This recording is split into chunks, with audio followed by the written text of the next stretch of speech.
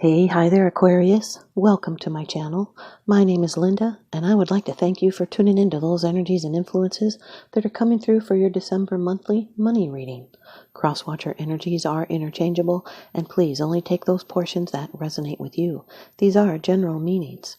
Okay, Aquarius, off camera, I've performed a protective blessing. I've meditated over and shuffled these cards just for you. Your first card, it's the general atmosphere. It's the basis and the issue of the matter.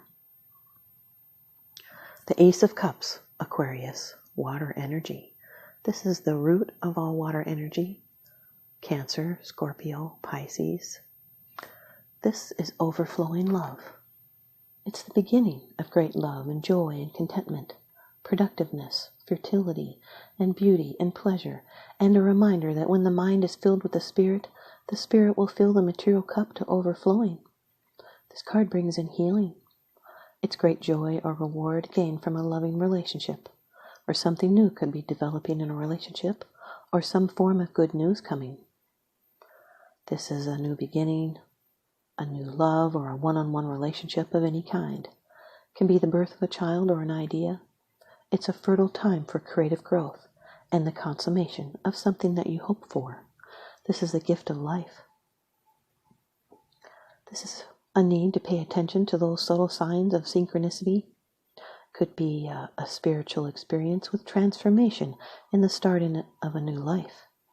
It's going with the flow. Like the star, the Ace of Cups symbolizes the infinite supply of love available to all those who become open receivers. There's a blessing here. Your second card, and this is the energy that's crossing over your path. This is your subconscious influences. This could be an obstacle to your forward movement.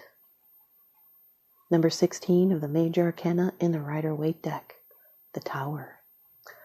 This can be an Aries or a Scorpio, Sun, Moon, Rising, Venus. It's a fire element card. Mars is the ruling planet. This has to do with an overthrow of an existing way of life, old notions being upset. It could be a dramatic change, a sudden shock. This disruption will bring enlightenment.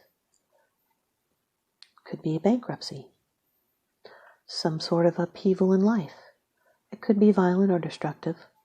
Could be a release of pent-up emotions, and it'll bring liberation.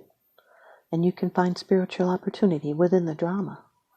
This can be a surprise, it's rapid transformation, it's action and release and shaking things up. Could be a shocking revelation with a swift and dramatic change. Could be a rekindling of a situation or relationship that has too long been ignored. You may be questioning beliefs. There may have been a shaky foundation. You'll need to build a foundation that is strong. There are unseen forces at work here. The Ace of Cups with the Tower card. This can be a pure shocking emotion, also ecstasy. It's starting fresh, building a new loving foundation, and love transforms. It's a positive upheaval. And now your third card, this is how it affects you. These are the external influences that you're aware of. The Eight of Cups, Aquarius, water energy. This is a card of moving on. It's an emotional turning point. It's leaving emotional baggage behind. It can be someone's Saturn in Pisces. This can also indicate travel by land. Could be following your dream. It's a shift in your life from being involved in doing things with others, and now you need some quiet and a chance to be alone. This could also represent there's an affectionate person surrounding you. Do you see the moon? It's in its both full and waning quarters. It looks on, signifying the end of something and the beginning of something new. It indicates leaving the past behind. Something is missing. There's dreams and visions, which are not immediately obvious, make up a valuable part of your feelings, so let them help your consciousness and your powers of discrimination grow. There is a better future just around the corner. It's okay to start searching, but be aware of the card's warning about the kind of restlessness that strides on too hastily, missing that very goal, the cups. It's going with the flow, which is the second card that says this. It's following the flow of energy that not only takes the least effort, but also achieves the best results. And you know what you want, and you won't settle for anything less. The Ace of Cups with the Eight of Cups, this is searching for your wish fulfillment. And now your fourth card. It's the card of the future, the results, the outcome, and the resolution. Number 12 of the Major Arcana in the Rider-Waite deck. The Hanged Man. This can be a Pisces, Sun, Moon, Rising, Venus. This card is ruled by Neptune, which is a watery card.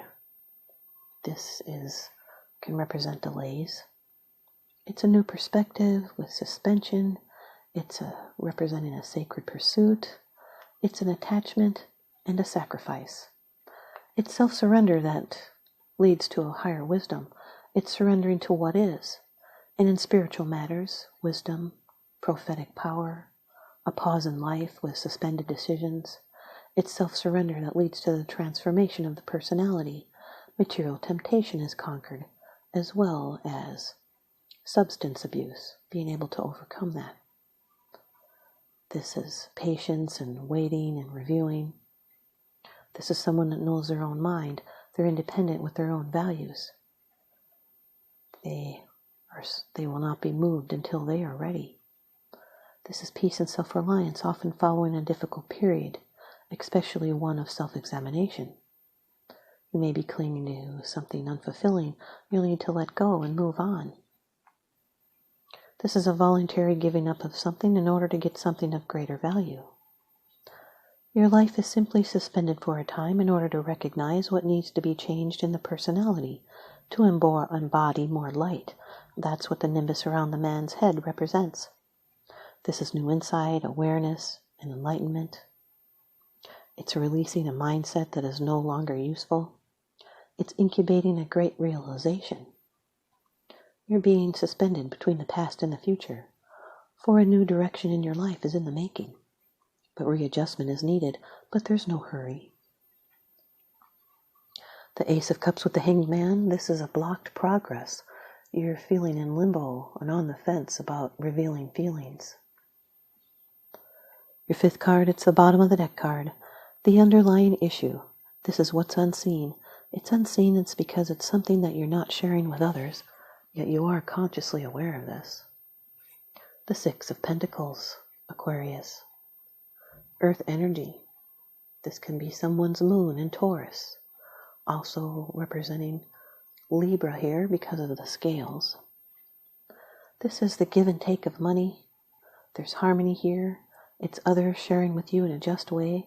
And it's being in a balanced position concerning the income and the outflow. It's good things coming to you and going out from you.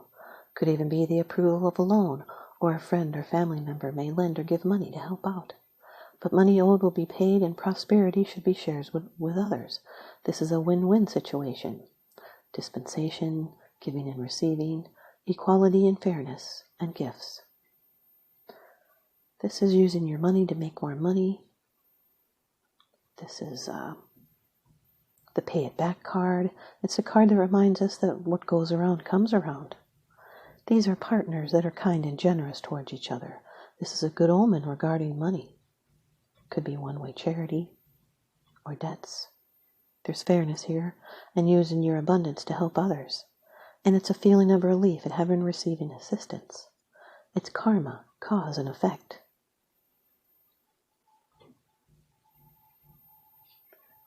And the Ace of Cups with the Six of Pentacles, this can be a generous gift that brings up overflowing emotions.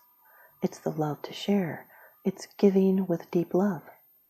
The Tower with the Eight of Cups can be necessary conflicts, so you can have individuality. This is a shifting of old patterns, and you're forced to seek deeper meaning and start fresh with a new foundation. It's breaking free to follow your dream. The Tower with the Hanged Man, this can be a quiet person that explodes into action or a display of emotion. Can be brief experiences of intense excitement. The Tower with the Six of Pentacles, this is being unable to control your destiny due to forces in the universe over which you have no control. The role that other people have to play in controlling your situation is heightened with this card. The Eight of Cups with the Hanged Man, this is putting a relationship on hold and coming back when the time is right. The Eight of Cups with the Six of Pentacles, this is leaving behind the emotional baggage for harmony. The Hanged Man with the Six of Pentacles, this is a sacrifice to gain harmony. Here's your advice from the Oracle deck. Earth Magic by Stephen Farmer. Aquarius, you've got DNA representing karma. Karma was also referenced with the Six of Pentacles. Karma is a concept in many Eastern religions, is a Sanskrit word implying the greater universal laws of cause and effect, providing an implied code of ethics within the structure of seemingly endless cycles of birth, death, and rebirth, which we experience throughout our lives in many different versions. The mistaken notion about karma is that it's some kind of punishment, but it's far from that. In fact, in its purest form, it simply asserts that our conduct in this lifetime will determine our next incarnation. It has also come to mean how our behavior and actions in this lifetime create consequences in a slightly different version than the golden rule.